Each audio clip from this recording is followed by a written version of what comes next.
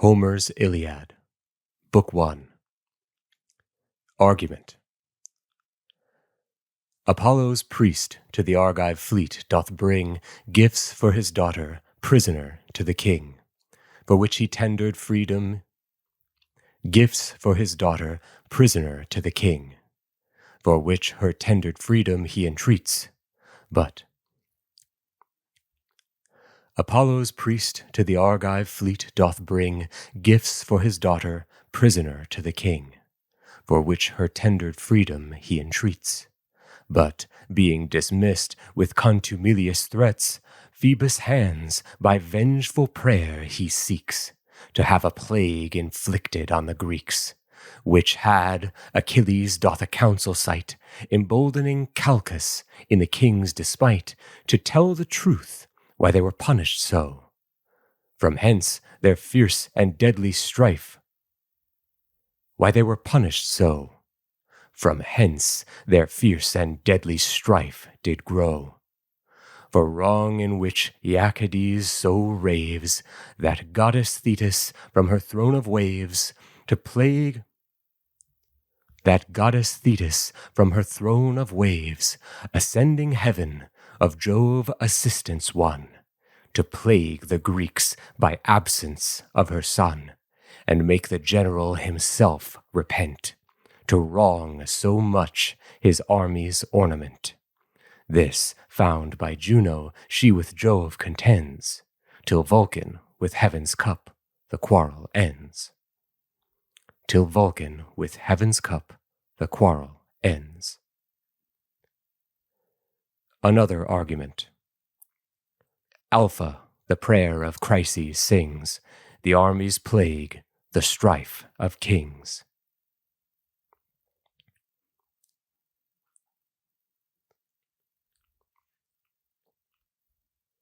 Book 1. Achilles' baneful wrath resound, O goddess, that imposed infinite sorrows on the Greeks, and many brave souls loosed from breasts heroic, sent them far to that invisible cave that no light comforts, and their limbs to dogs and vultures gave. Achilles' baneful wrath resound, O goddess, that imposed infinite sorrows on the Greeks, and many brave souls loosed from breasts heroic. On the Greeks, and many brave souls loosed from breasts heroic, sent them far to that invisible cave that no light comforts, and their limbs to dogs and vultures gave, to all which Jove's will gave effect. Dogs and vultures gave, to all which Jove's will gave effect, from whom first strife begun, betwixt Atrides, king of men, and Thetis, godlike son. What god gave Eris their command, and oped that fighting vein? Jove's and Latona's son, who fired against the king of men, and Latona's son, who fired against the king of men, for contumely shown his priest.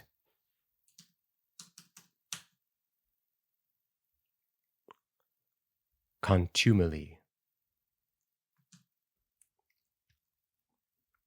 Latona's son, who fired against the king of men, for contumely shown his priest, infectious sickness sent. For contumely shown his priest, infectious sickness sent, to plague the army, and to death. Infectious sickness sent, to plague the army, and to death by troops. To plague the army, and to death by troops the soldiers went.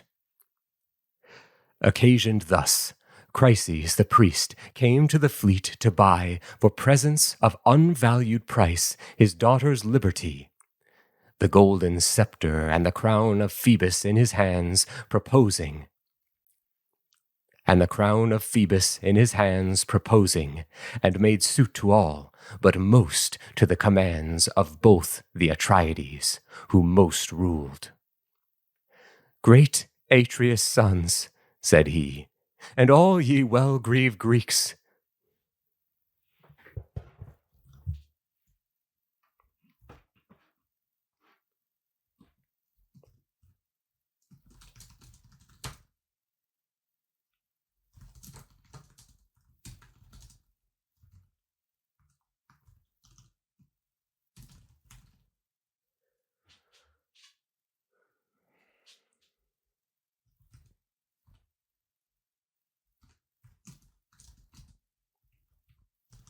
I make a list of every character, every speaking character that appears every time I do a recording, if that character has not previously appeared.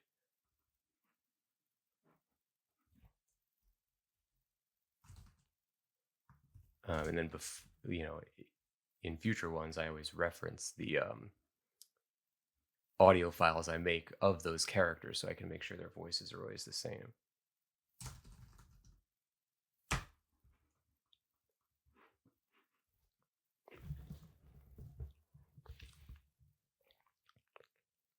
One, two, three.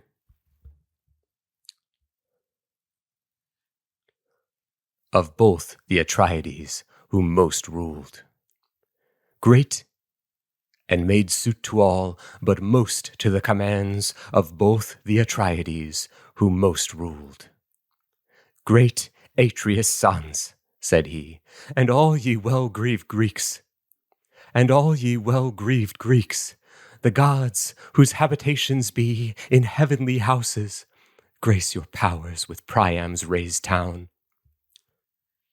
Whose habitations be in heavenly houses, grace your powers with Priam's raised town, and grant ye happy conduct home, to win which wished renown of Jove by honoring his son, far-shooting Phoebus, deign for these fit presents to dissolve the ransomable chain of my loved daughter's servitude. The Greeks entirely gave glad acclamations, for sign that their desires would have the priest reverenced, and his gifts of so much price embraced.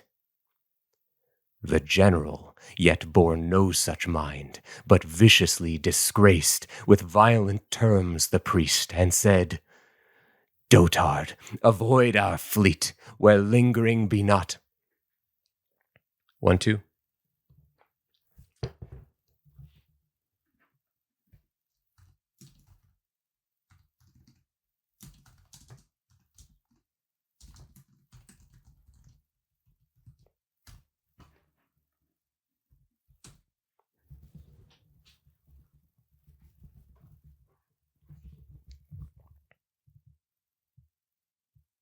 One, two, three.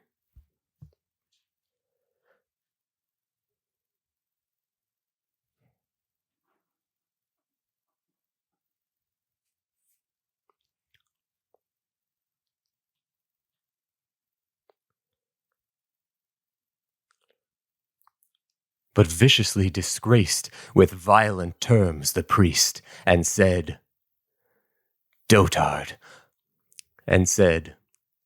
Dotard, avoid our fleet, where lingering be not found by me, nor thy returning feet let ever visit us again, lest nor thy Godhead's crown. The general bore no such mind, but viciously disgraced with violent terms the priest, and said, Dotard, avoid our fleet, where lingering be not found by me, nor thy returning feet let ever visit us again, lest nor thy Godhead's crown nor scepter save thee. Her thou seekest, I still will hold mine own, till age deflower her. In our court at Argos, far transferred from her loved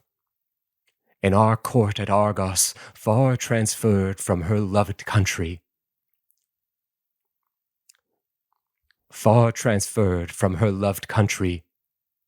In our court at Argos, far transferred from her loved country, she shall ply her web, and see prepared with all fit ornaments my bed. Incense me then no more, but if thou wilt be safe. Incense me then no more, but if thou wilt. Incense me then no more, but if thou wilt be safe, be gone. This said, the sea-beat shore, obeying his high will, the priest trod off with haste and fear, and walking silent till he left his. With haste and fear, and walking silent till he left far off his enemy's ear, Phoebus, fair-haired Latona's son, he stirred up with a vow to this stern purpose. Hear, thou god that bearest the silver bow, that bearest the silver bow, that Chrysogarst rulest Tenedos with strong hand, and the round of Scylla most divine dost walk. And the round of Scylla rulest Tenedos with strong hand, and the round of Scylla most divine dost walk. O Smintheus, if crowned with thankful offerings thy rich fane I ever saw, or fired fat thighs of oxen and goats to thee, this grace desired vouchsafe to me. Pains for my tears let these rude Greeks repay, forced with thy arrows.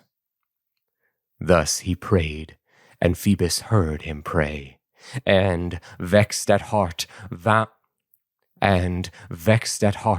down from the tops of steep heavens stooped, his bow and quivered covered round, his hand on. From the tops of steep heavens stooped, his bow and quiver covered round, his hands did on his shoulders throw, and his bow and quiver covered round, his hands did on his shoulders throw, and of the angry deity the arrows, as he moved, rattled about him. Like the night he ranged the host, and roved apart the fleet set. Ranged the host, and roved apart the fleet set, terribly. With his hard loosing hand, his silver bow twanged. Fleet set terribly. With his hard loosing hand, his silver bow twanged, and his shafts did first the mules command, and swift hounds. Then the Greeks themselves hid, and swift hounds. Then the Greeks themselves his deadly arrows shot. The fires of death went never out. 9 days his shafts flew hot about the army. 9 days his shafts flew hot about the army, and the 10th his shafts flew hot about the army. And the 10th Achilles called a court of all the Greeks. Achilles called a court of all the Greeks. Heaven's white-armed queen, who everywhere cut short, beholding her loved Greeks by death suggested it, and he, all met in one, arose and said, Atrides, now I see, we must be wandering again. Flight must still be our stay, if flight can save us now. At once can save us now, if flight can save us now. At once sickness and battle lay such strong hand on us. Let us ask some prophet, priest, or prove some dream interpreter, for dreams are often sent by Jove, why Phoebus is so much incensed. If unperformed vows he blames in us, or hecatombs, and if these knees he bows to death,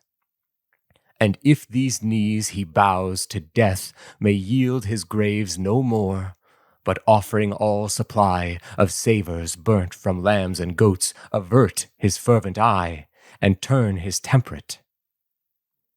Thus he sat and stood up to them.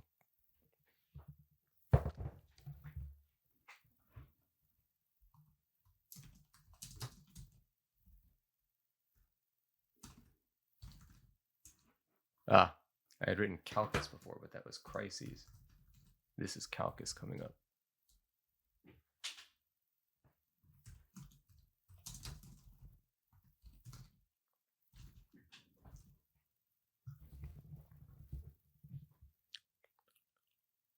One, two, three.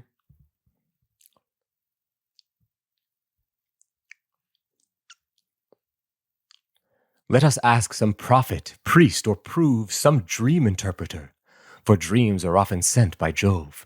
Why Phoebus is so much incensed? If unperformed vows he blames in on us, or hecatombs, and if these knees he bows to death, may yield his graves no more, but offering all supply of savours burnt from lambs and goats, avert his fervent eye, and turn his temperate. Thus he sat, and then stood up among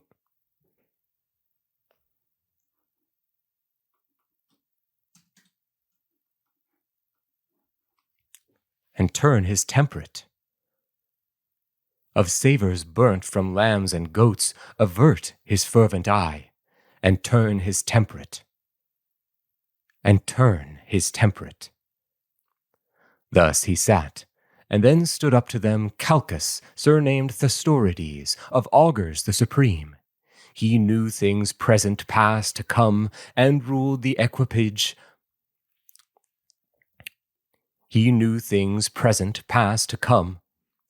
Calchas, surnamed Thestorides, of augurs the supreme.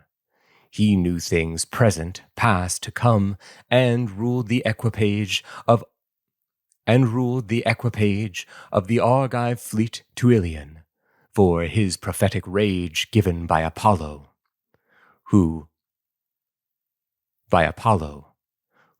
well seen in the ill they felt, proposed this to Achilles. Jove's beloved.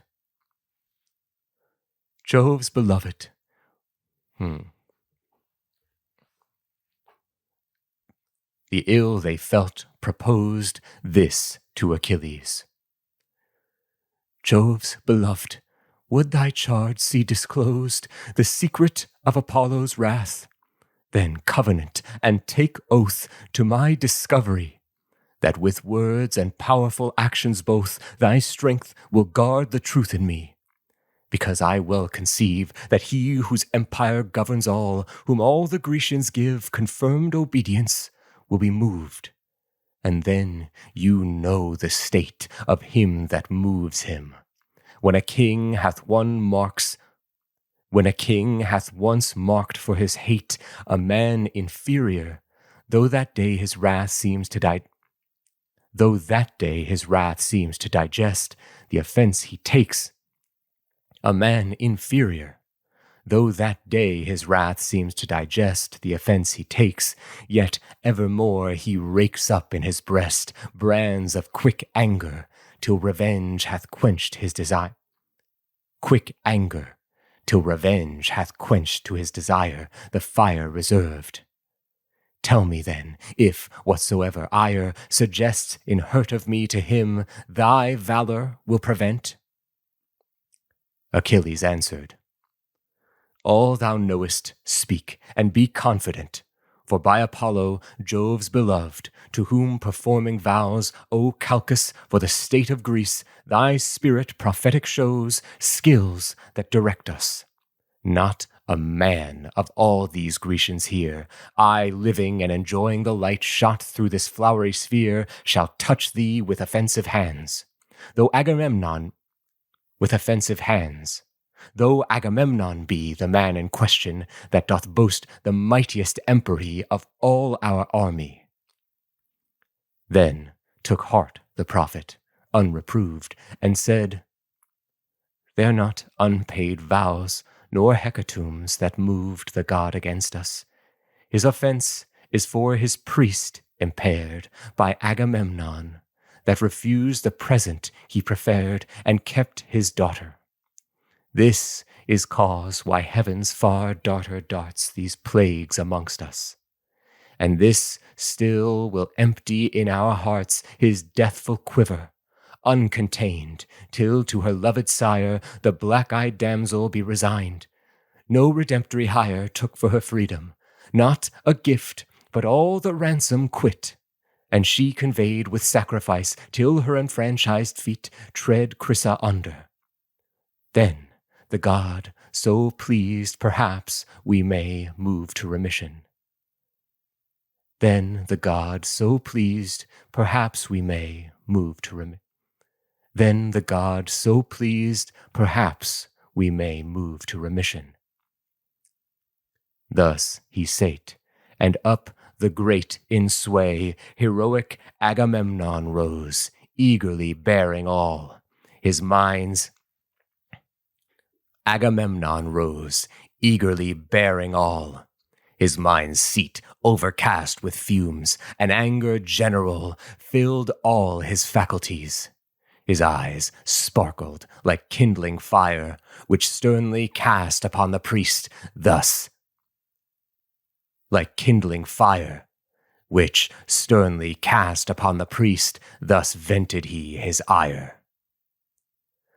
Prophet of ill, for never good came from thee towards me, not to a word's worth. Evermore thou took'st delight to be offensive in thy auguries, which thou continuest still. Now casting thy prophetic gall and vouching all our ill, shot from Apollo is imposed, since I refuse the price of fair Chryseis' liberty, which would in no worth rise to rate of herself, which moves my vows to have her home, past Clytemnestra loving her, that graced my nuptial room. To have her home, past Clytemnestra loving her, that graced my nuptial room with her virginity and flower. Nor ask her merits less for person, disposition, wit, and skill in housewiferys. And yet for all this she shall go, if more conducible that course be than her holding here. I rather wish the weal of my loved army than the death. Provide, yet instantly supply for her, than the death. Provide yet instantly supply for her, that I alone of all our royalty lose not my winnings. 'Tis not fit. You see all I lose mine, forced by another. See as well some other may resign his prize to me. To this replied the swift-foot, godlike son of Thetis thus.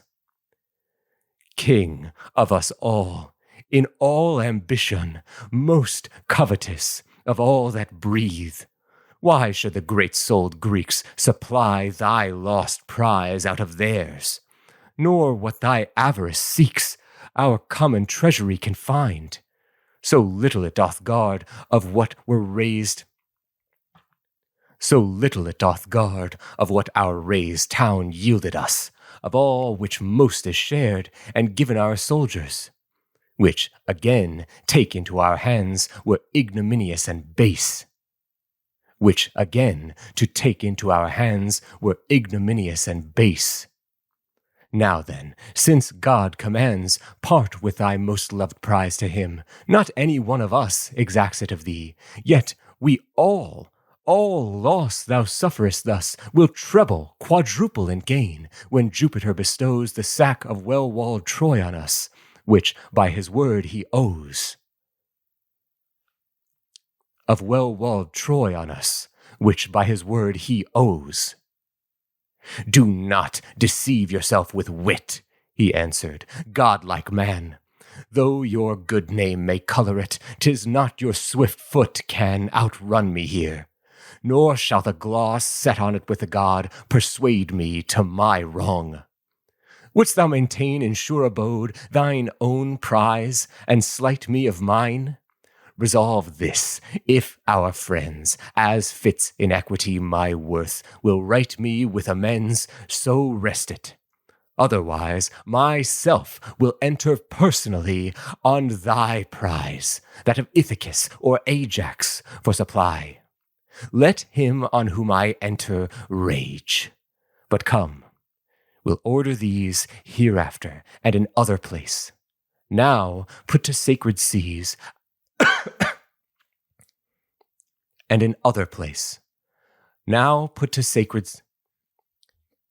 We'll order these hereafter and in other place. Now put to sacred seas our black sail, and in it rowers put. In it fit sacrifice, and to these I will make ascend our black sail. In it rowers. Now put to sacred seas our black sail. In it rowers put, in it fit sacrifice. And to these I will make ascend to my so much envied prize, bright-cheeked Chryseis. For conduct of all which we must choose a chief. Bright-cheeked Chryseis. For conduct of all which we must choose a chief out of our counselors. Thy service we must use, Idomeneus, Ajax thine, or thine, wise Ithacus, or thine, thou terriblest of men, thou son of Peleus, which fittest were that thou mightst see these holy acts performed, for which thy cunning zeal so pleads, and he whose bow thus stormed for our offences may be calmed.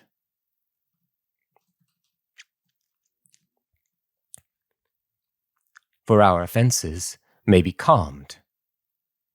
Achilles, with a frown, thus answered, O thou impudent, of no good but thine own, ever respectful, but of that with all craft covetous.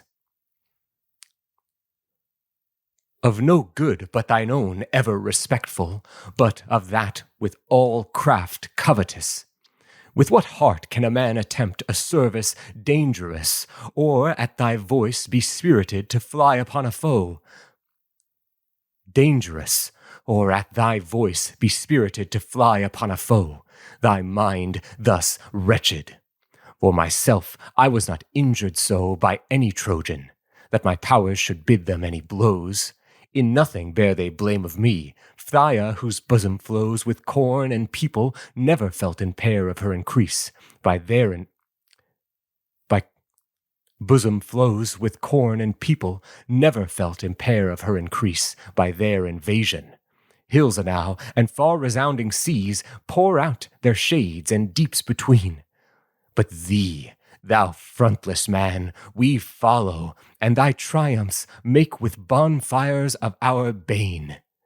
Thine and thy brother's vengeance sought, thou dog's eyes of this Troy, by our exposed lives, whose deserts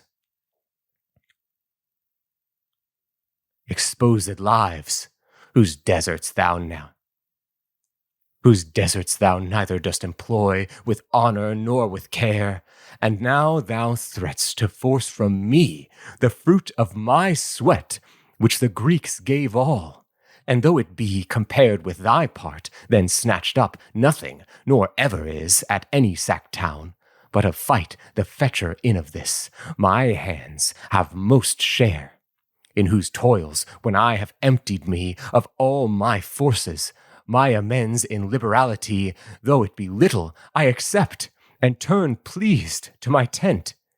And yet that little thou esteemest too great a continent in thy incontinent avarice. For Phthia, therefore, now my course is, since 'tis better far than here to endure that thou shouldst.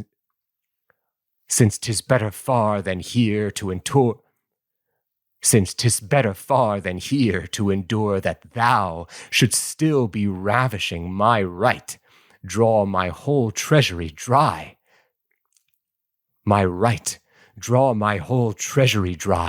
And add dishonor. He replied, If thy heart serve thee, flee. Stay not for my cause. Other here will aid and honor me. If not, yet Jove I know is sure, that counselor is he that I depend on.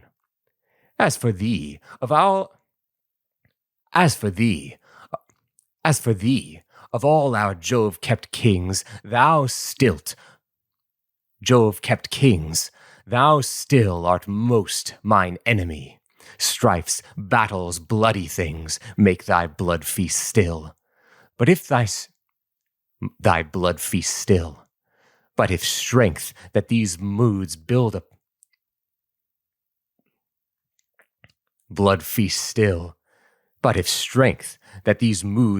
upon flow in thy nerves, God gave thee it, and so 'tis not thine own. But in his hands still. What then lifts thy pride in this so high? Home with thy fleet. What then lifts thy pride in this so high? Home with thy fleet and myrmidons, use there their empery, command not here. I weigh thee not, nor mean to magnify thy rough-hewn rages, but instead I thus far threaten thee. Since Phoebus needs will force from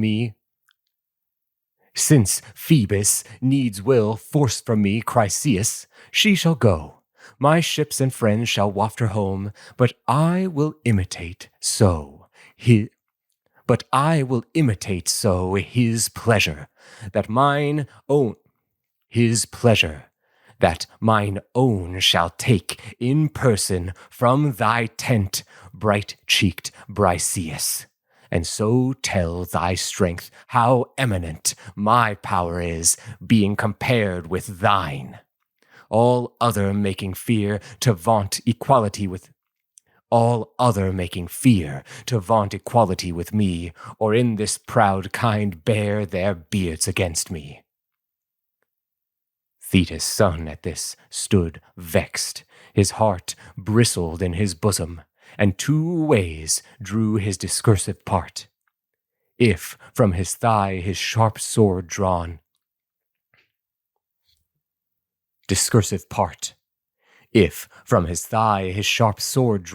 he should make room about Atrides' person, slaughtering him, or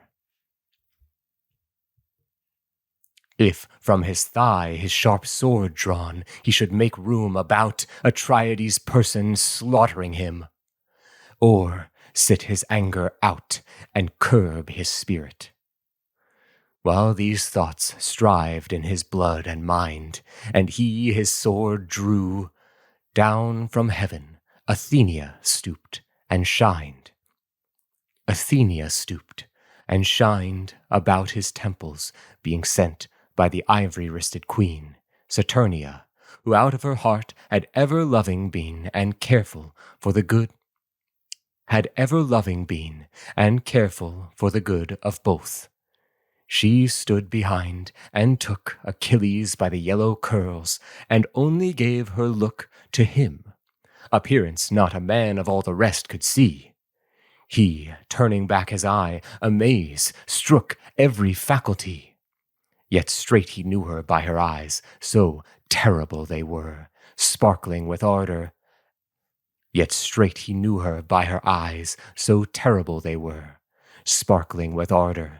And thus spake, Thou seed of Jupiter, why comest thou to behold his pride that boasts our empery? Then witness with it my Thou seed of Jupiter, why comest thou to behold his pride that boasts our empery? Then witness with it my revenge, and see that insolence die that lives to wrong me. She replied, I come from heaven to see thine anger settled, if thy soul will use her sovereignty in fit reflection.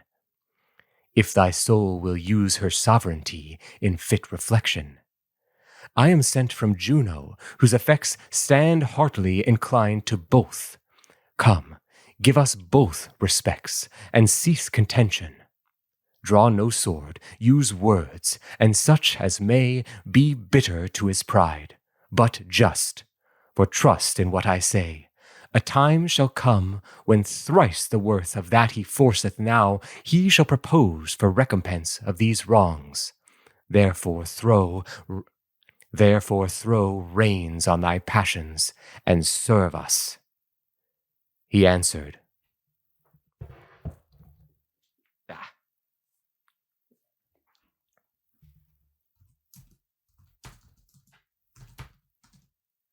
Ooh. This is the first time I'm using this mic in a way where I hold it instead of leaving it on the table, which I kind of like better because I noticed that it didn't have any major audio differences between the two. But it's kind of, my right arm is like I just did a workout. Like I was holding this mic with a bottom stand thing for a really long time. All right, I'll switch arms. I hope that doesn't change the audio, the sound of it.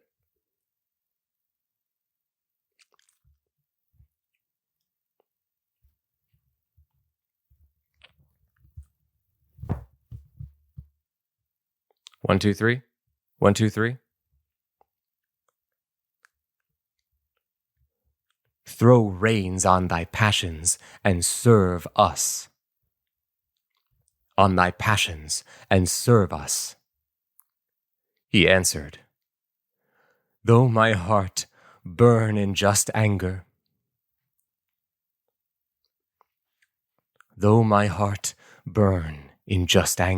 yet my soul must conquer the angry part and yield you conquest.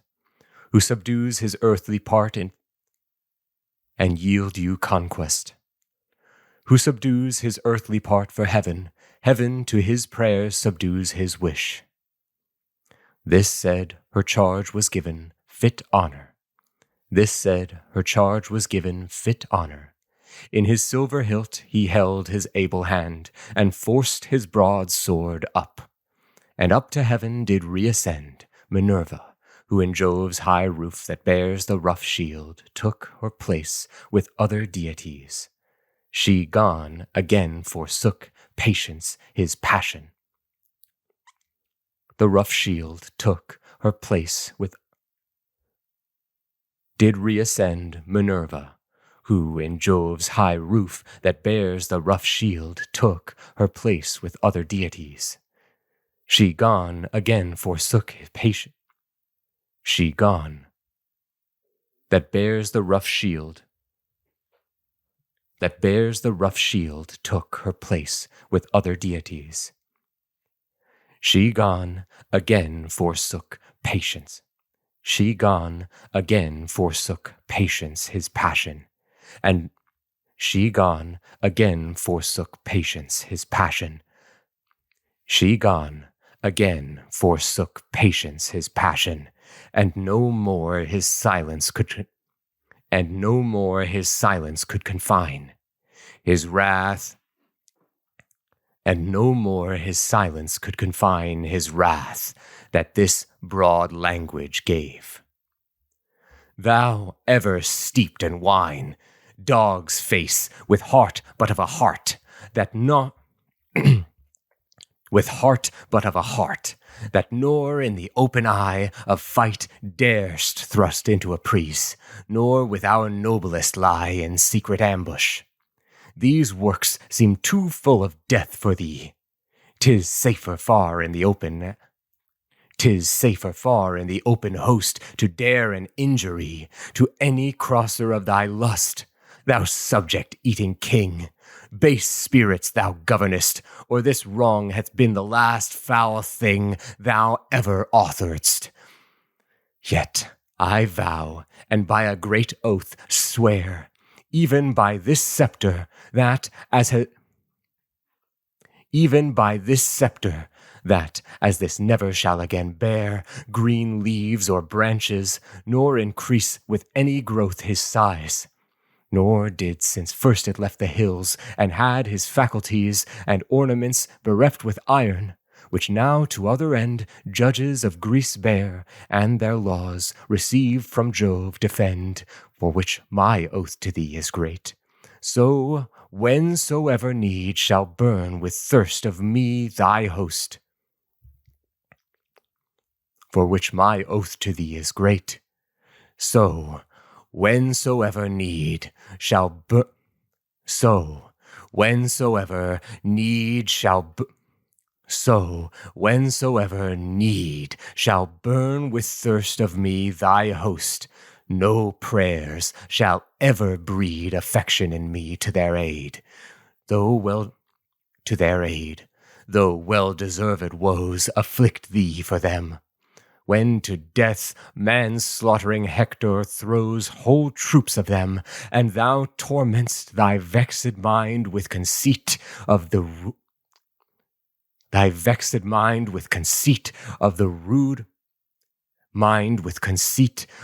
rude rage now, and his wrong that most deserve the right of all.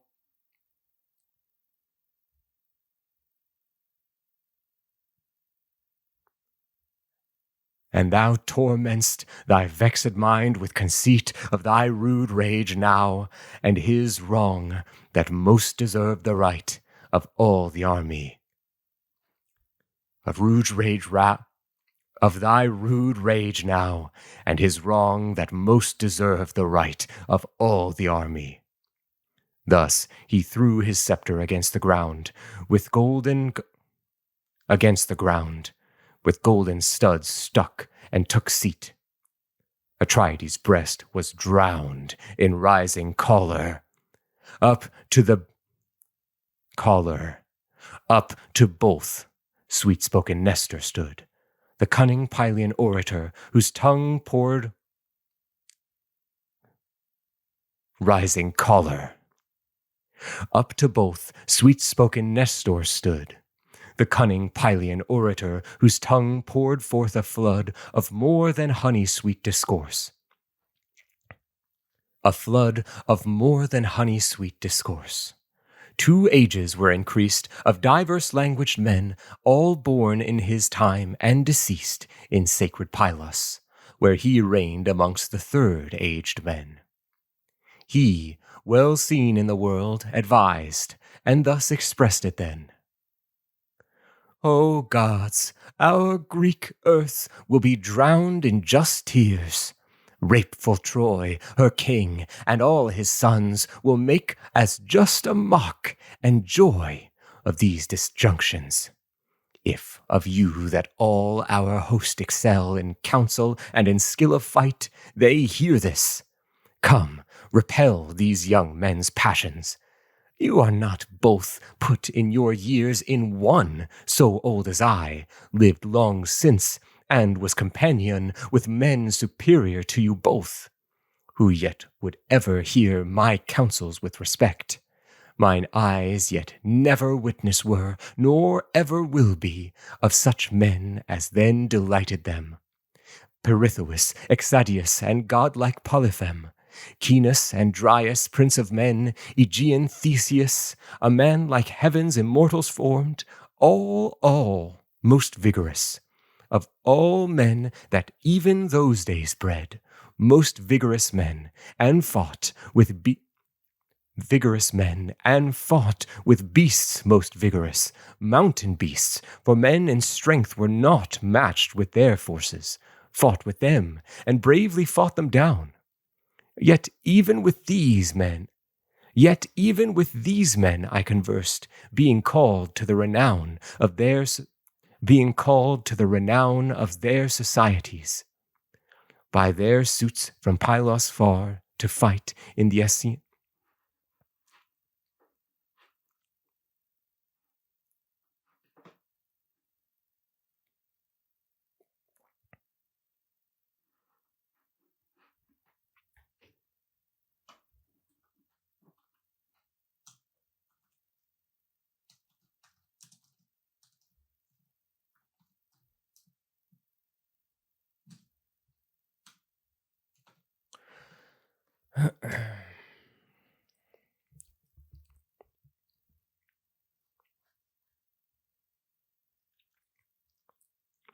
by their suits from Pylos far to fight in the Asian kingdom, and I fought to a degree, being called to the renown of their societies, by their suits from Pylos far to fight in the Asian kingdom, and I fought to a degree of might,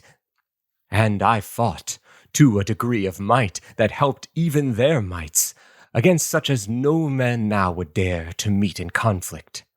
Yet even these my counsels still would hear, and with obedience crown my words. Give you such palm to them, 'tis better than to wreak your wraths. Atrides, give not stream to all thy power, nor force his prize. 'Tis better than to wreak your wraths. Atrides, give not stream to all thy power, nor force his prize, but yield her still his own, as all men else do. Nor do thou encounter with thy crown, great son of, as all men else do. Nor do thou encounter with thy crown, great son of Peleus.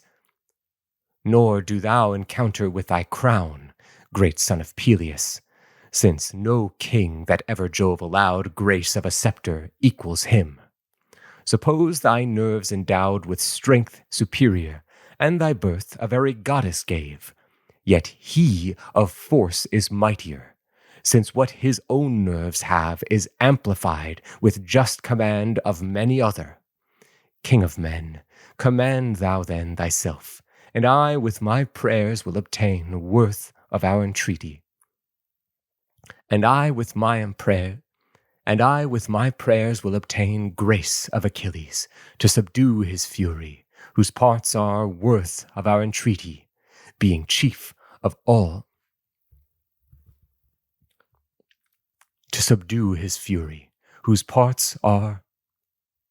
Will obtain grace of Achilles, to subdue his fury, whose parts are worth our entreaty, being chief check to all our ill in war. All this, good father, said the king, is comely and good right, but this man breaks all such bonds. He affects past all men height. All would in his power hold, all make his subjects give to all. All make his subjects give to all his hot will for a temperate law.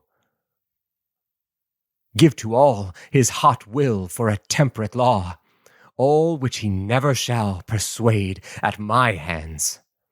If the gods have given him great style of ablest soldier, made they that his license to revile men with vile language? Thetis' son. Made they that his license to revile men with vile language?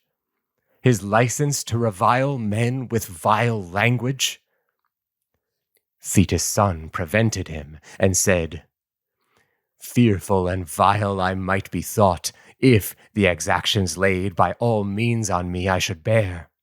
Others command to this, thou shalt not me. Fearful and vile I might be thought, if the exactions laid by all means on me I should bear. Others command to this, thou shalt not me. Or if thou dost, far my free spirit is from serving thy command. Besides this I affirm, afford impression of it in thy soul. I will not use my sword on thee or any for a wench.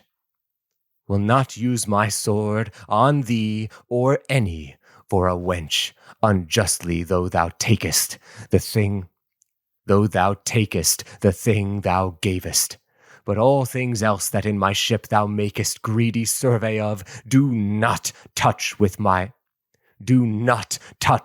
my leave, or do, and that acts wrong to this, without my leave, or do, add that acts wrong to this, that these may see that outrage too. And then comes my part. Then be sure thy blood upon my lance shall flow in vengeance. Then be sure thy blood upon my lance shall flow in vengeance. These high terms these two at variance used to each other, left their seats, and after them arose the whole court. To his tent and ships with friends and soldiers goes angry Achilles. Atreus' son the swift ship launched, and put within it 20 chosen rowers, within it likewise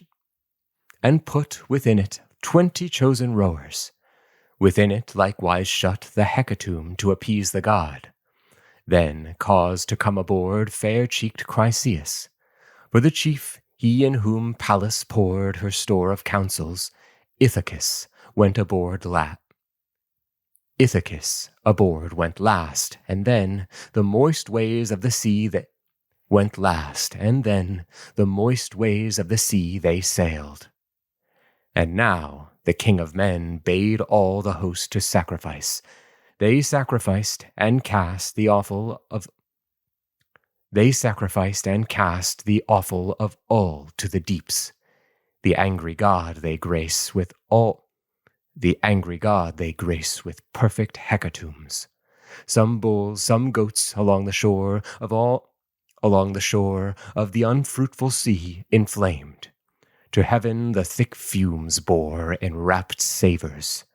Thus, though all the politic king made show respects to heaven, Thus, though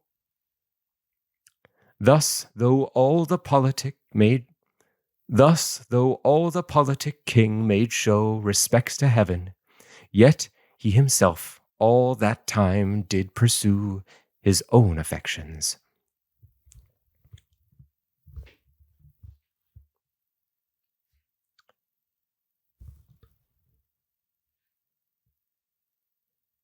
Made show respects to heaven, yet he himself all that time did pursue his own affections.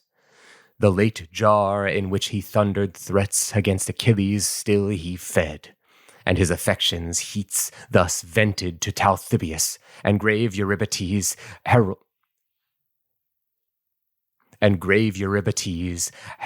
and minstrels, heralds and ministers of trust to all his messages. Haste to Achilles' tent, where take Briseis' hand and bring her beauties to us. If he fail to yield her, say your king will come himself, with multitudes that shall be the horribler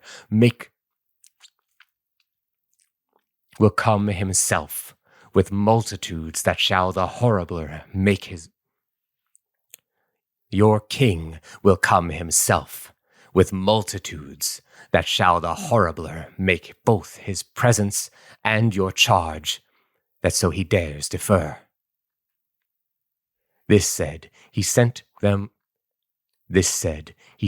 with a charge of hard condition. They went unwillingly, and trod the fruitless sea's shore. Soon they reached the navy and the tents, in which the quarter lay of all the Myrmidons, and found the chief in their sway, set at his black. Of all the Myrmidons, and found the chief in their sway,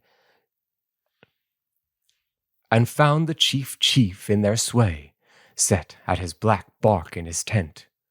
Nor was Achilles glad to see their presence, nor themselves in any glory had their message, but with reverence stood, and feared the offended king. Asked not the dame, nor spake a word. He yet well knowing the thing that caused their coming, graced them thus. Heralds, ye men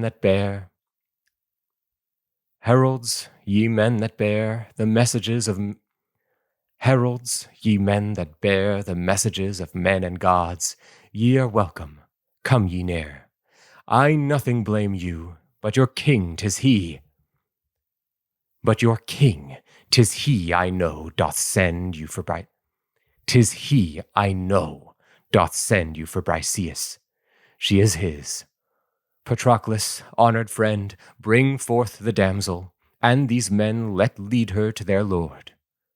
But, heralds, be you witnesses before the most adored, before us mortals, and before your most ungentle king, of what I suffer,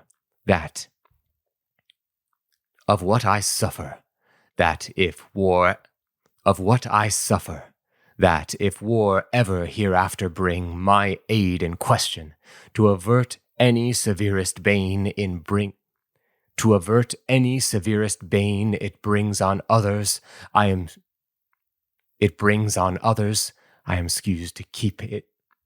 excused to keep mine aid in wane, since they mine honor. But your king in tempting mischief raves, nor sees at once by present things the future, how like waves ills follows nor sees at once by present things the future, how like waves ills follow ills, injustice being never so secure in present times, but after plagues even then are seen as sure, which yet he sees not, and so soothes his present lust, which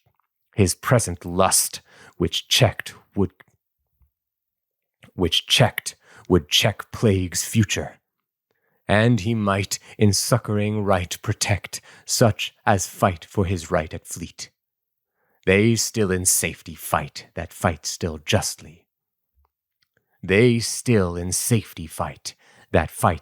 justly. This speech used, Patroclus did the right his friend commanded, and brought forth Briseis from her tent, gave her the heralds, and away the archive.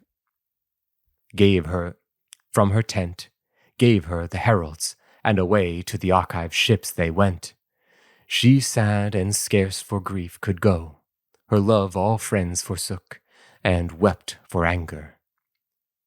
To the shore of the old sea he betook himself alone, and casting forth upon the purple sea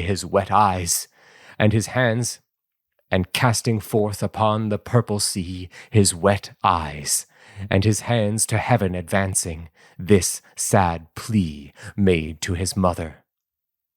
Mother, since you brought me forth to breathe so short a life, Olympius had good right to bequeath my short life honor. Yet that right he doth in no degree, but lets Atrides do me shame, and force that prize from me.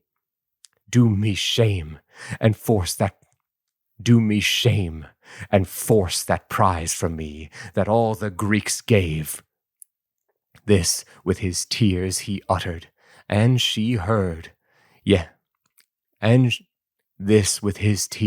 uttered, and she heard.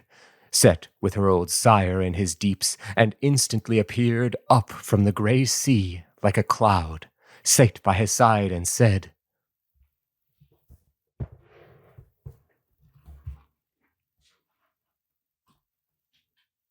Oof. It actually really does kind of hurt my arms to do that.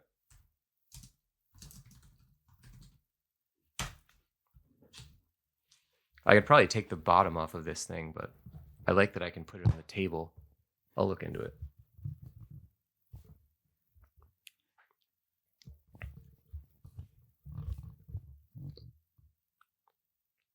One, two, three.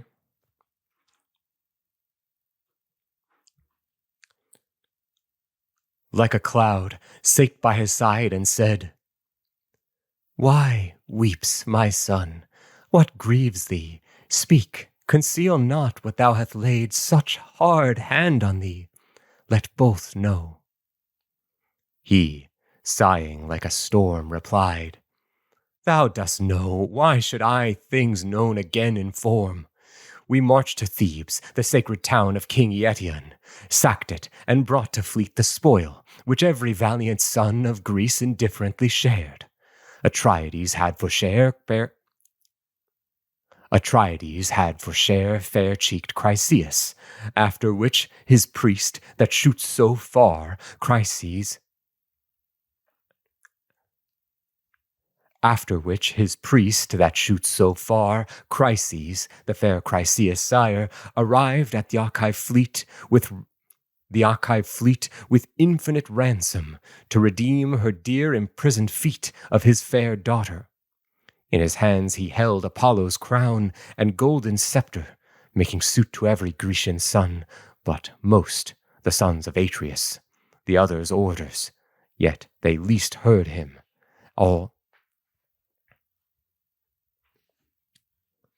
Every Grecian son, but most the sons of Atreus, the others' orders, yet least.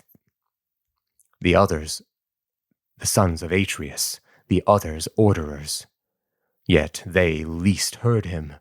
All the rest received with reverent ears the motion, both the priest and gifts gracing, and holding worth his wished acceptance. Atreus' son, yet vexed, commanded forth with rude terms Phoebus reverent priest, who angry made retreat and prayed to Phoebus, in whose grace he standing passing great, got his petition.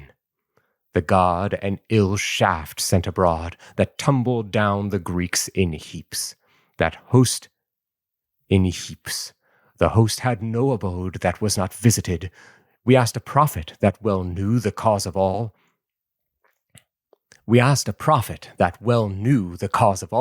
and from his lips Apollo's prophecies flew, telling his anger. First myself exhorted to appease the angered god, which Atreus' son did at the heart displease. And up he stood, used threats, performed. The black-eyed Greeks sent home Chryseis to her sire, and gave his god a hecatomb. Then for Briseis to my tents Atrides' heralds came, and took her that the Greeks gave all. If then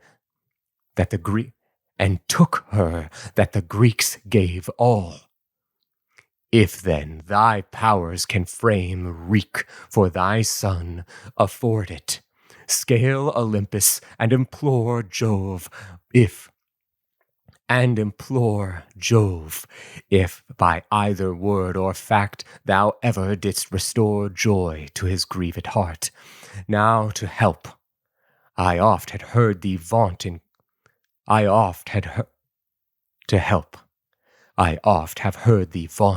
court of Peleus that alone thy hand was conversant in rescue from a cruel spoil the black cloud gathering Jove, whom other godheads would have bound, the power whose pace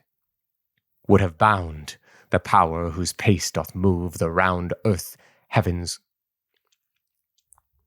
In rescue from a cruel spoil, the black cloud gathering Jove, whom other godheads would have bound, the power whose pace doth move the round earth, heaven's queen and Pallas, to whose bands thou camest with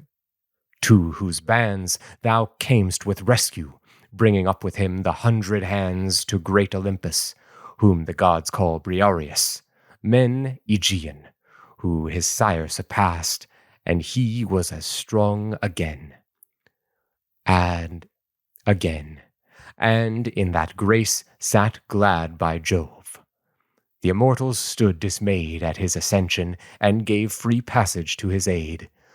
Of all this tell Jove, kneel to him, embrace his knee, and pray, if Troy's aid he will ever deign, that now their forces may beat home the Greeks to fleet and sea, imbruing their retreat in slaughter.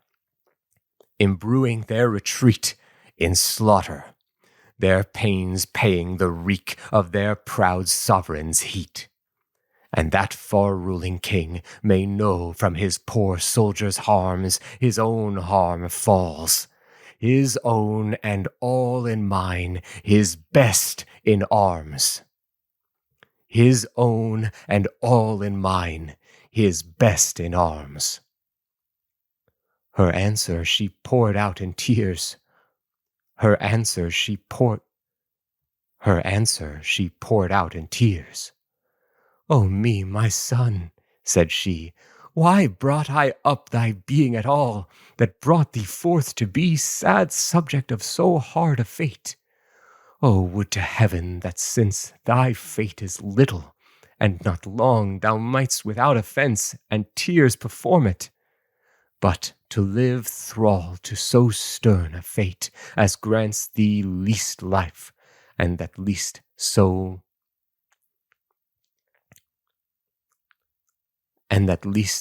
most unfortunate, grieves me to have given thee any life. But what should grieves me to have given thee any life. But what thou wishest now, if Jove will grant, I'll up and ask. Olympus crowned with snow I'll climb. But sit thou fast at fleet, renounce all war, and feed thy heart with wrath and hope of a wreak. Till which come thou shalt need a little patience. Jupiter went yesterday to feast among the blameless Ethiops in the ocean's deepened breast, all gods attending him. The 12th high heaven again he sees. Deepest breast, all gods attending him. The 12th high heaven again he sees, and then his brass paved 1, 2, 3. He sees, and then his brass paved court I'll scale, cling to his powerful knees, and doubt not but to win thy wish. And then his brass paved court I'll scale, cling to his powerful knees, and doubt not but to win thy wish. Thus made she her remove, and left wrath tiring on her son for his enforced love. Ulysses with the hecatomb arrived at Chrysos.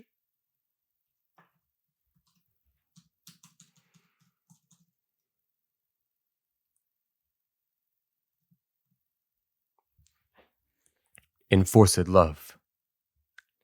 Ulysses with the hecatomb arrived at Chrysa's shore, and when amidst the haven's deep mouth they came to use the oar, they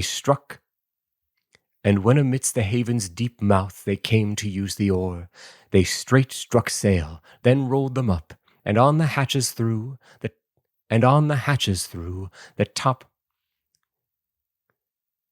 And when amidst the haven's deep mouth they came to use the oar, they straight struck sail, then rolled them up, and on the hatches threw the topmast to the kelsign. Then with halyards down they drew, then brought the ship to port with oars, then forked anchor cast, and against the violence of storm for drifting made her fast. All come, they all expose the holy hecatomb to angry Phoebus, and with it Chryseis welcomed home. To angry Phoebus, and with it Chryseis welcomed home. Whom to her sire, wise Ithacus, that did at the altar stand, for honor led, and speaking thus, resigned her to his hand. Whom to her sire, wise Ithacus, that did Wise Ithacus, that did at the altar stand, for honor led, and speaking thus, resigned her to his hand. Chryses, the mighty king of men, great Agamemnon sends thy loved seed by my hands to thine, and to thy god commends a hecatomb, which my charge is to sacrifice, and seek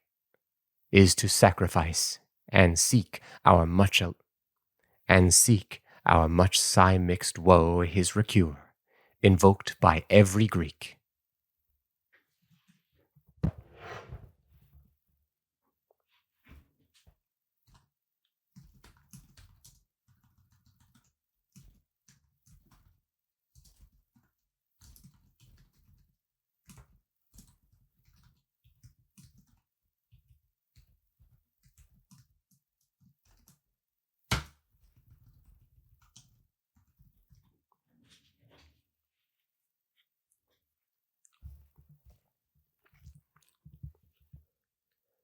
One, two, three. Invoked by every Greek. Thus he resigned her, and her sire received her highly joyed. About the well-built altar then they orderly employed the sacred offering, washed their hands, took salt cakes, and the priest, with hands held up to heaven, thus prayed. O thou that all things seest, fautor of Chrysa, whose...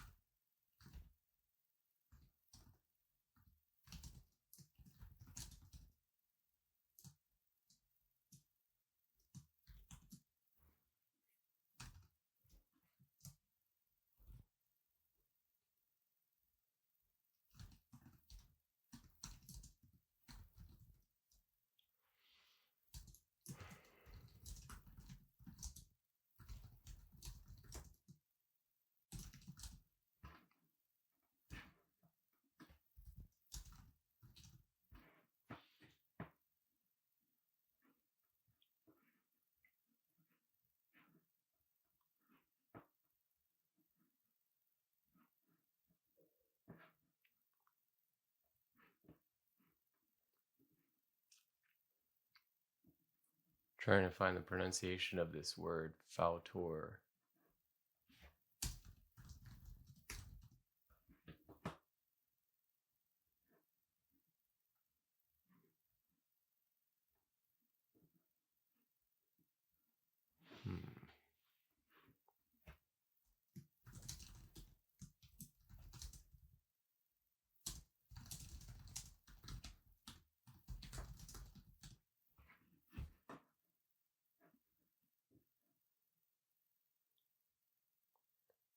Okay, I got it right, I guess. Fautor.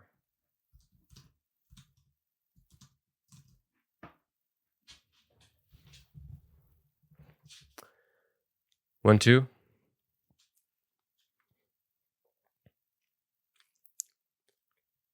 With hands held up to heaven, thus prayed. O thou that all things seest, fautor of Chrysa, whose fair hand doth guardfully dispose celestial Scylla, governing in all power Tenedos, O hear thy priest, and as thy hand in free grace to my prayers shot fervent plague shafts through the Greeks, now hearten their affairs with health renewed, and quite remove the infection from their blood. He prayed, and to his prayers again the god propitious stood. All, after prayer, cast on salt cakes, drew back, killed, flayed the beeves, cut out and dubbed with fat their thighs, fair dressed with doubled leaves, and on them all the sweetbreads pricked, the priests with The priest with small sere wood did sacrifice, poured on red wine, by whom the young men stood, and turned, did sacrifice, poured on red wine, by whom the young men stood and turned in 5 ranks spits, on which the legs enough they eat the innards, then in gigots cut the other fit for meat. How do you pronounce that word? Gigot. It's like in pieces, like of a piece of meat.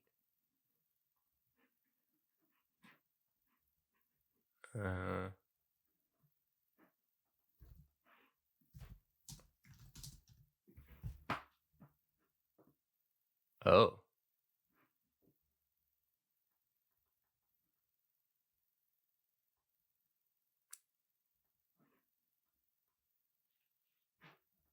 That can't be right.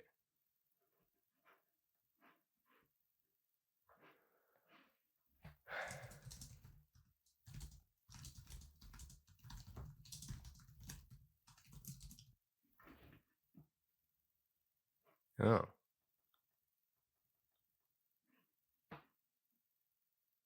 Gigot.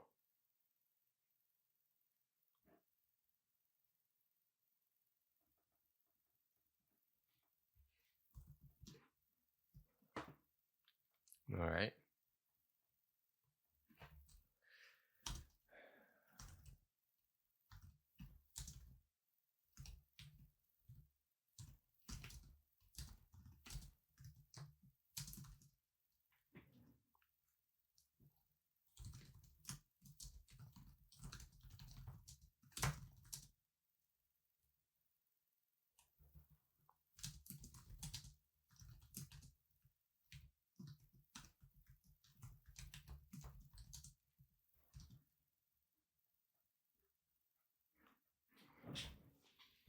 All right.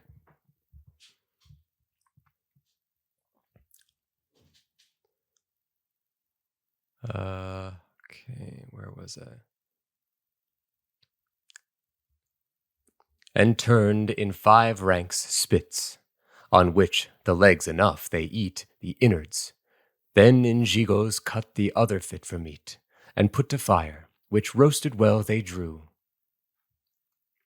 Then in gigots cut the other fit for meat, and put to fire, which roasted well they drew. The labor done, they serve the feast in that fed, on which the legs enough they eat the innards. Then in gigots cut the other fit for meat, and put to fire, which roasted well they drew. The labor done, they serve the feast in that fed all to satisfaction. They serve the feast in that fed all to satisfaction. Desire of meat and wine thus quenched, the youths crowned cups of wine, drunk off and filled again to all. That day was held divine, and spent in paeans to the sun, who heard with pleased ear.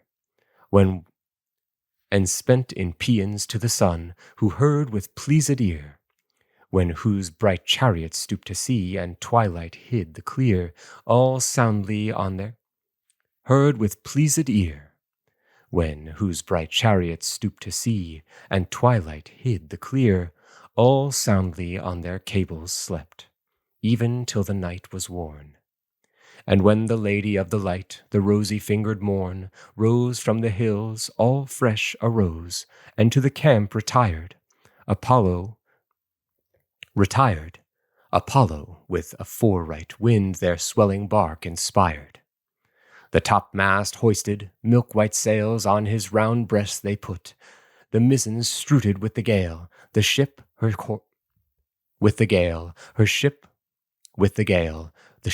course did cut, so swiftly that the parted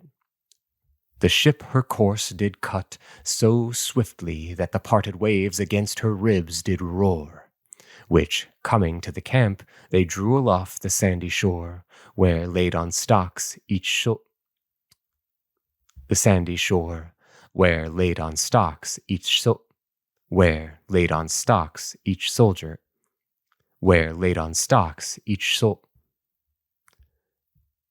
They drew aloft the sandy shore, where, laid on stocks, each soldier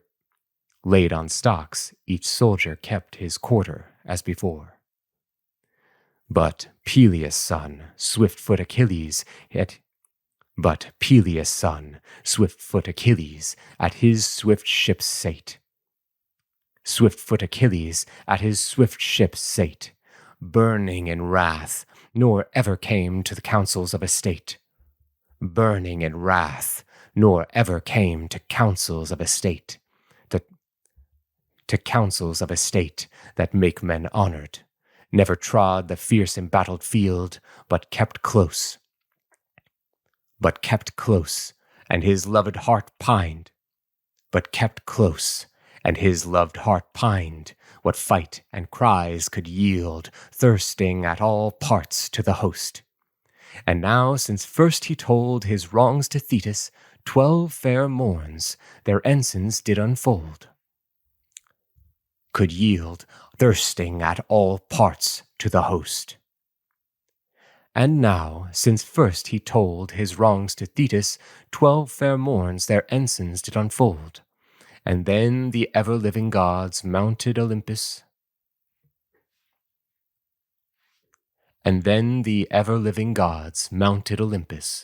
Jove first in ascension.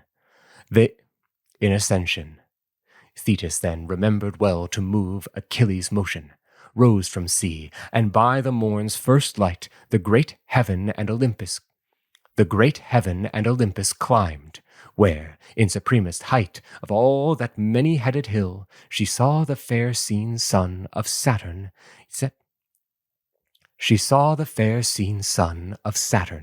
set from all the rest in his free seat alone, before whom, on her own knees fallen, the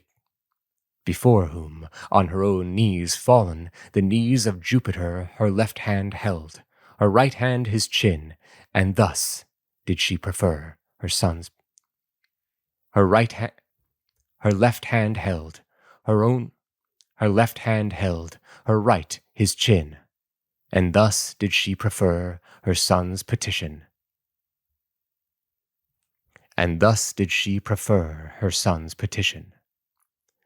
Father Jove, if ever I have stood aidful to thee in word or work, with this implored good, requite my aid.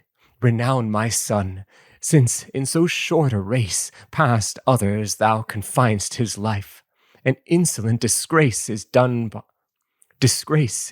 him by the king of men. He forced him from a prize won with his sword. But thou, O Jove, that art most strong, most wise, honor my son for my sake, add strength to the Trojan side, by his side's weakness in his want, and see Troy amplified in conquest so much and so long, till Greece may give again the glory reft of him, and the more illustrate the free reign of his wronged honor.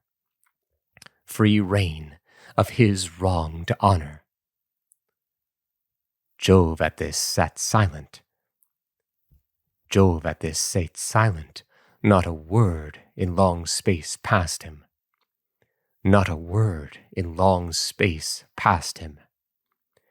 Thetis still hung on his knee, implored the second time his help.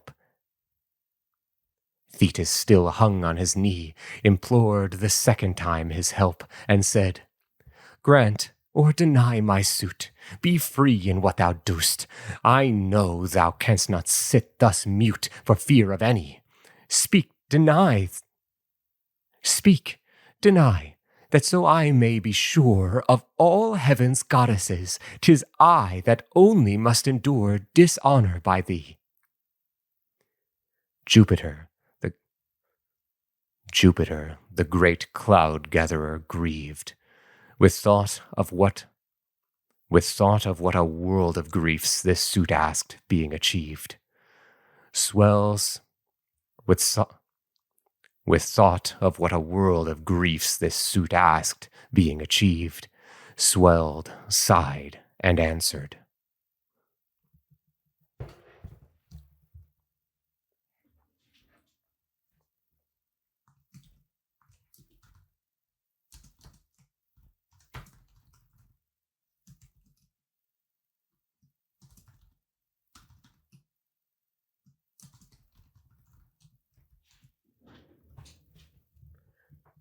1, 2, 3.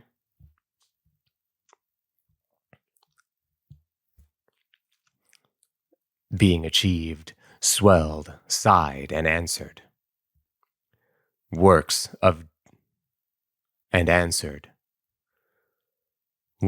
death thou urgest.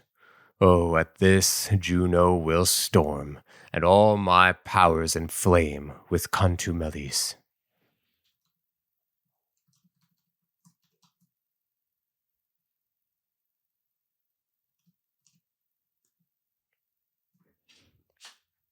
Works of death thou urgest.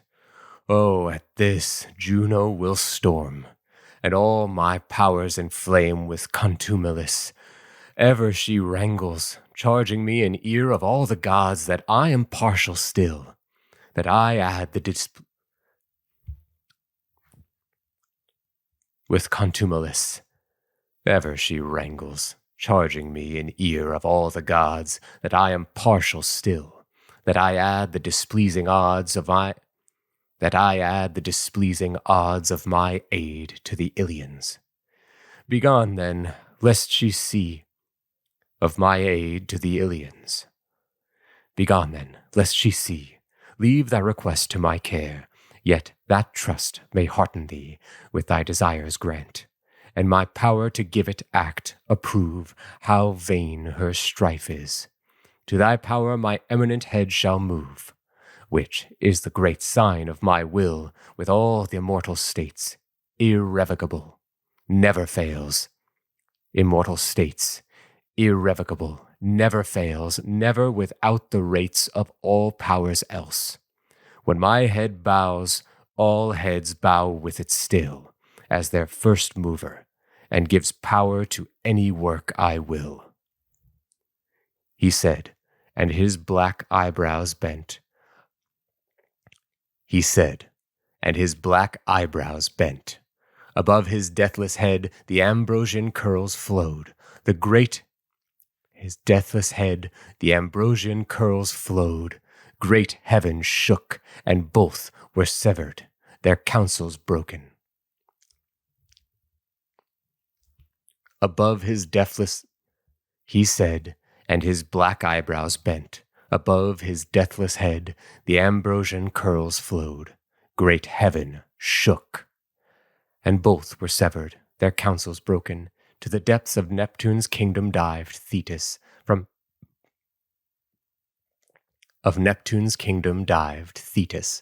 heaven's height. Jove arose, and all the gods received, all rising from their thrones, their sire attending to his court. None sate when he rose, none delayed the furnishing his port. Till he came near, all met with him, and brought him to his furnishing his port.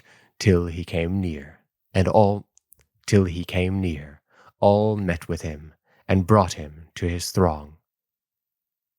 Met with him, and brought him to his throne.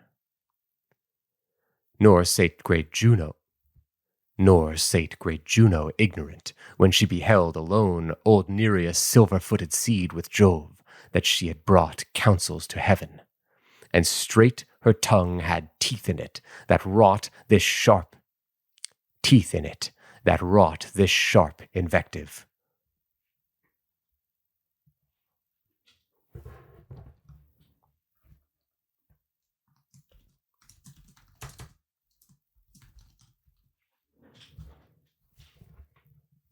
One, two, three.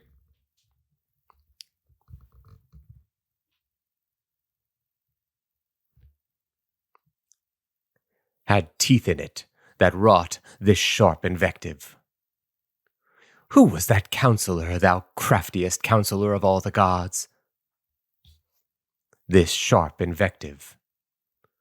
Who was that, thou craftiest counselor of all the gods, that so apart some secret did implore?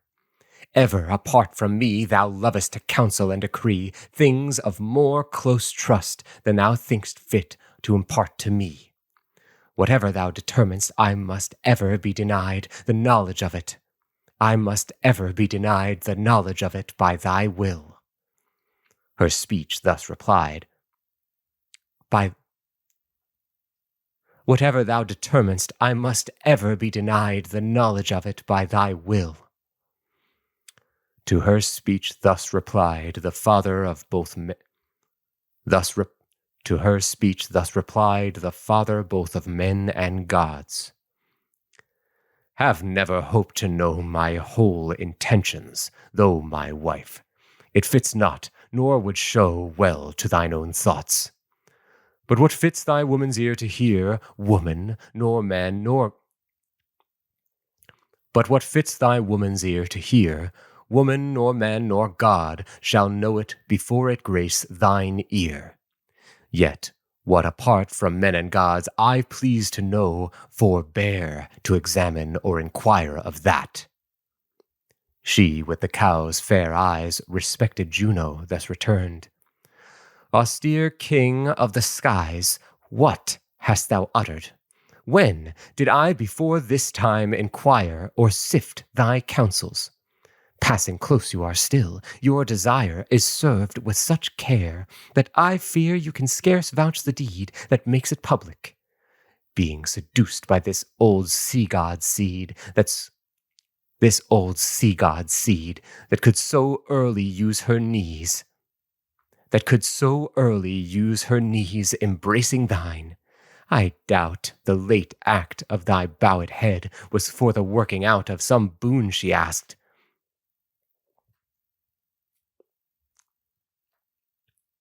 I doubt the late act of thy bowed head was for the working out of some boon she asked, that her son thy partial hand would please with plaguing others. Wretch, said he, thy subtle jealousies are still exploring. My designs can never scape thine eye, which yet thou never canst prevent. Thy curiosity makes thee less cared for at my hands, and horrible the end shall make thy humor. If it be what thy suspects intend, what then? 'Tis my free will it should, to which let way be given with silence. Curb your tongue in time, lest all the gods in heaven too few be and too weak to help thy punished insolence, when my inaccessible hand shall fall on thee. The sense of this high threatening made her fear, and silent she sate down, humbling her great heart.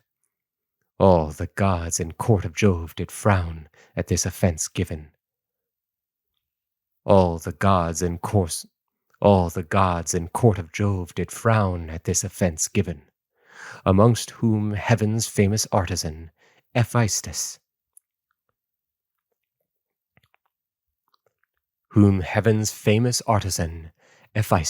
in his mother's care, this comely speech began. Believe it, these words will breed wounds beyond our powers to hear. Believe it, these words will breed wounds beyond our powers to bear, if thus for mortals ye fall out. You make a tumult here that spoils our banquet. Evermore worst matters put down best. But mother, thou yourself be wise, yet let your son request his wisdom audience. Give good terms to our loved father Jove, for fear he take offense again, and our kind banquet prove a wrathful battle.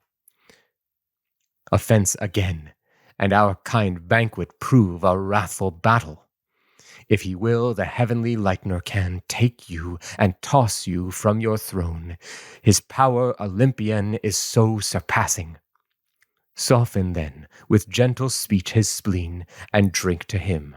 I know his heart will quickly down again. This said, arising from his throne, in his loved mother's hand, he put the double-handed cup and said, Come, do not stand. Come, do not stand on these cross humors. Suffer, bear through your great bosom, grieve, and let these cross humors suffer, bear, though your great bosom. On these cross humors suffer, Bear, though your great bosom grieve, and lest blows forced from you.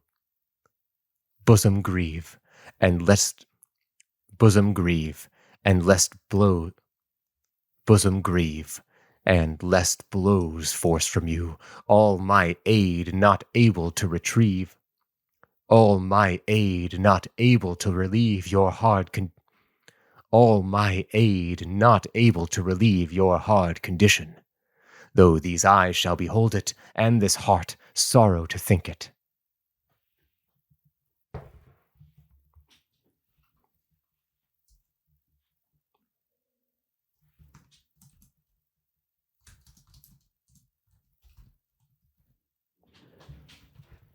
One, two. These eyes behold it, and this heart sorrow to think it. Able to relieve your hard condition, though these eyes behold it, and this heart sorrow to think it. 'Tis a task too dangerous to take part against Olympius. I myself the proof of this still feel. I myself the proof of this still feel, when other gods would fain have helped, he took me by the heel and hurled me out of heaven. All day I was in falling down, at length in Lemnos. All day I was in falling down. At length in Lemnos I struck earth, the likewise falling sun and I together set. My life almost set too, yet there the Sinti cheered up.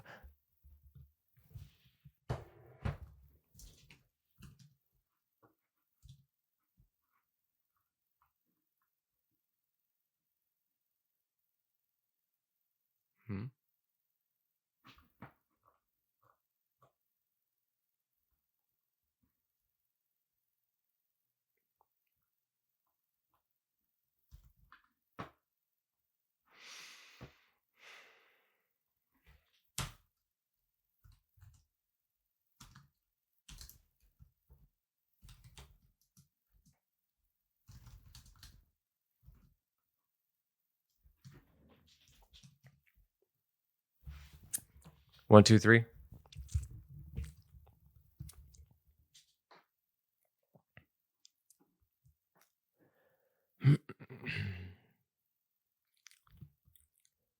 And I together set, my life almost set too, yet there the Sinti cheered and took me up.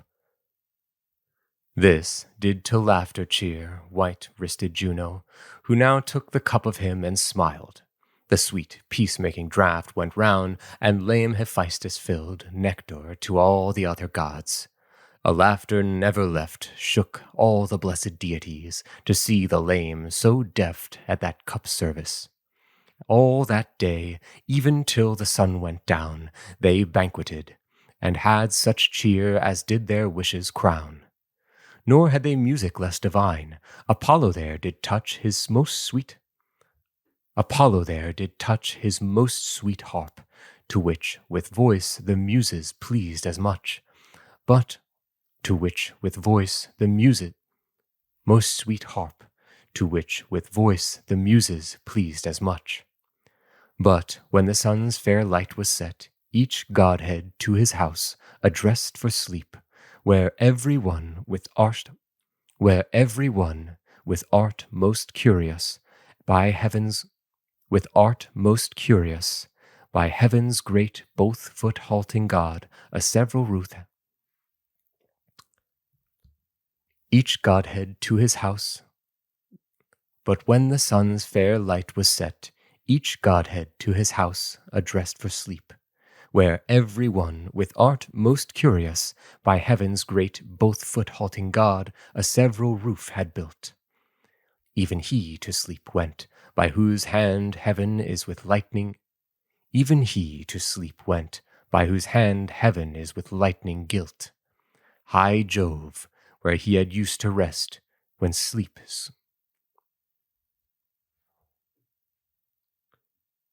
foot-halting God a several roof had built. Even he to sleep went, by whose hand heaven is with lightning gilt. By whose hand heaven is with lightning gilt. High Jove, where he had used to rest when sweet sleep. High Jove, where he had used to rest when sweet sleep seized his eyes. By him the golden throne queen slept, the queen of deities. The queen of deities. The queen of deities. When sweet sleep seized his eyes, when sweet sleep seized his eyes, by him the golden-throned queen slept, the queen of deities.